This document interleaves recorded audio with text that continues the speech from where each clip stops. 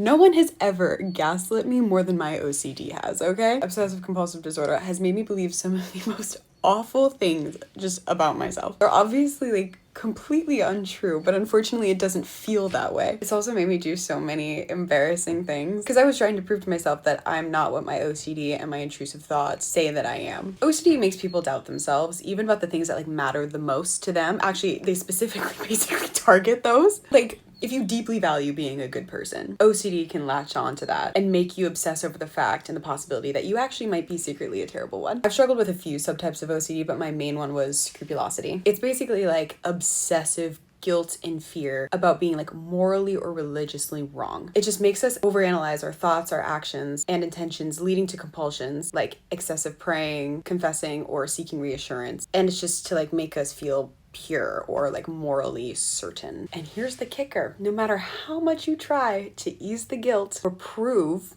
that you're a good person, OCD keeps on making you doubt yourself, creating this never-ending cycle of fear and compulsion. Luckily though, something that I learned when I was finally getting the proper treatment for my OCD is people who have OCD, who are absolutely terrified of something, whether that's hurting somebody that they love, cheating on their partner, offending or bullying somebody like intentionally, being a horrible person, they're typically the least likely person to do that or be that way. But obviously, as somebody with OCD, our bodies react to our intrusive thoughts like they are true. Like, we perceive them as fact instead of the fiction that they are. You literally just made it up in your head. Like, just because you think it doesn't make it true. She tells herself.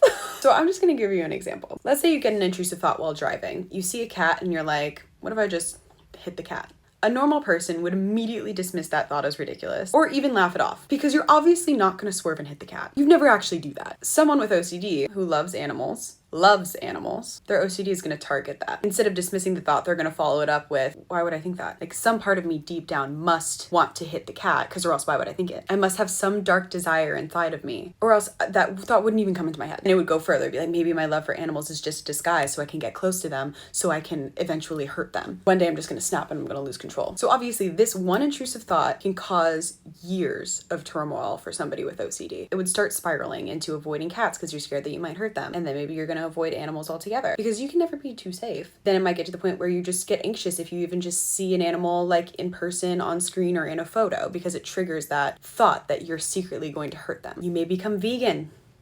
Who knows? Then it just keeps on intensifying and keeps on adding layers, and then you're just plagued by these like intrusive thoughts, gruesome images of hurting someone that you love. And it's so distressing that you just basically try to avoid it altogether, which obviously in turn just intensifies the fear and the belief that you are going to act on that action. Of course, all of these thoughts and avoidance are intertwined with compulsions that make no sense, but it's just your way of trying to prove to yourself or make sure that you do not act or do, or that you are your biggest fears. So I'm going to give you a few examples of embarrassing things and stories that I've done because my OCD gaslit me. These are things with like scrupulosity, health, relationship OCD, emotional contamination, you name it. Your girl's been through it all, okay? The first one is when I was in a relationship. Unfortunately, this relationship wasn't a great one. It was very toxic. I was so stressed out and so unhappy all the time that I stopped doing my ERP because I'm like, the last thing I want to do, I just need to give myself a break, which obviously was the worst thing I could have possibly done because my symptoms then started increasing. Not for him or for me. One of the main fears that I had, which he has no idea about,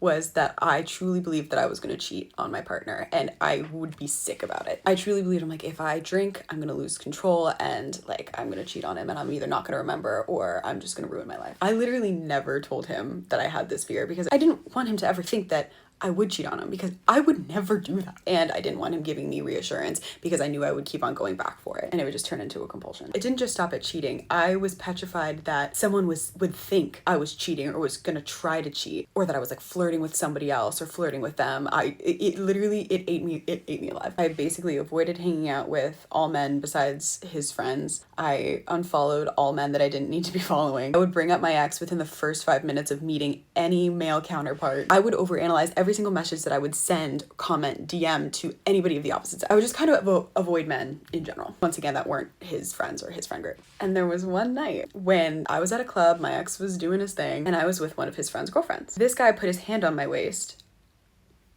I almost cried. I was so terrified that somebody would see that and think that I wanted him to do that I shoved this man on the floor, like literally pushed him on the floor down for the count in the middle of this club, down for the count. And to add insult to injury, I was like, do not effing touch me. Like, I was terrified for the rest of the night that somebody was thinking that I was cheating on him. He actually ended up cheating on me. He's cheated on like every single girlfriend he's ever had. But I literally remember thinking like, oh my God, thank God that wasn't me, because like I would never be able to live with myself. Another embarrassing story is when I was struggling with health OCD. I was really worried that I had like cancer, brain tumor, breast cancer, like you name it, I thought I had it. To the point where I would gaslight myself into thinking I was feeling sick, and I would actually feel really ill, which that one, it was actually awful. I would constantly be thinking I had a headache. I would constantly be thinking I'd be feeling nauseous. I remember jumping into a pool and I knocked my head with my sister, and it had like a huge bump, and it was out this way, but I was gaslighting myself that I cracked my skull and it was in this way and I was feeling my brain. I thought it was a dip, not a bump. And I was so adamant about it. And I would not let it go that my mom literally had to take me to the hospital to get an MRI and have like the doctor tell me that A, I did not have a brain tumor, and B, that my skull was not cracked open. My mom was not happy with me. Okay, she was like, you happy now? To this day, I'm shocked that she took me to the doctor, because typically she wouldn't entertain anything like that, but I think she just wanted me to just stop talking about it. And then my last embarrassing story. So high school for me was extremely emotionally contaminated. Sorry, this is best for last. This one's a good one. I did a lot of embarrassing things. One of them is I would refuse to put any of my books in my locker, because the hall that my locker was in, I deemed as emotionally contaminated and like the worst of the worst. I carried like 5 massive textbooks in my backpack, my gym bag, and a lunchbox. And cherry on top, I was in North Florida, which still got very cold. Okay, it didn't snow, but it was still very chilly. All year round, I had to wear flip-flops. I refused to wear anything to school other than flip-flops. I forget what my intrusive thought was at the time that I thought would happen if I didn't wear flip-flops. But I remember it was so intense that not one day of high school did I not wear flip-flops. I was constantly asked by multiple people on a weekly basis, did you sprain your ankle? Did you hurt your foot? My sister's friend later down the line told me that she thought that I had a walking problem. Mind you, I also didn't really speak, right? So these people were just like checking to see if I was okay. I had one girl shout in front of the entire class when I answered a question, being like, oh my God, I thought you were mute.